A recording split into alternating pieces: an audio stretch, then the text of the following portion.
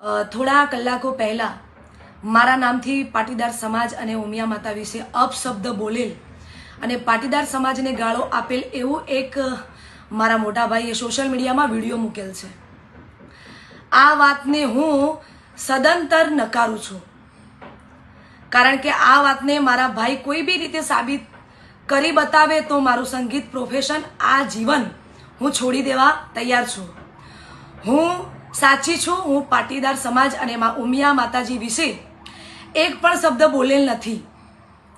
એ સાબિત કરવા હું મારા ઘરેથી, તમને બધાને ખબર છે કે હું મહેસાણા રહું છું, મહેસાણાથી નજીક જ છે ઊંઝા ઉમિયામાનું જોરદાર મંદિર છે, આ બધા જાણો છો. ત્યાં અખંડ જ્યોત છે મા ઉમિયાની. તો હું મારા ઘરેથી ચપ્પલ વિના ચાલતી ઉમિયામાએ જઈ અને ઉમિયા માતાજીના દીવો ઉપાડી દીવા પર હાથ મૂકી મારા ભાઈને વિનંતી કરું છું કે જે સમયે અને જે તારીખ આપું એ દિવસે ઉમિયા માતાજીના મંદિર પાટીદાર સમાજના આગેવાનોની હાજરીમાં પાટીદાર સમાજ જે પણ કહેશે એ માટે હું સાબિતી આપવા માટે તૈયાર છું અને તૈયાર જ રહીશ. બીજું, તમે વિડીયોમાં એ પણ સાબિત કર્યું છે કે તમે મને નથી ઓળખતા. તો તમે મને તમારા લગ્નની કંકોત્રી કેવી રીતે આપી?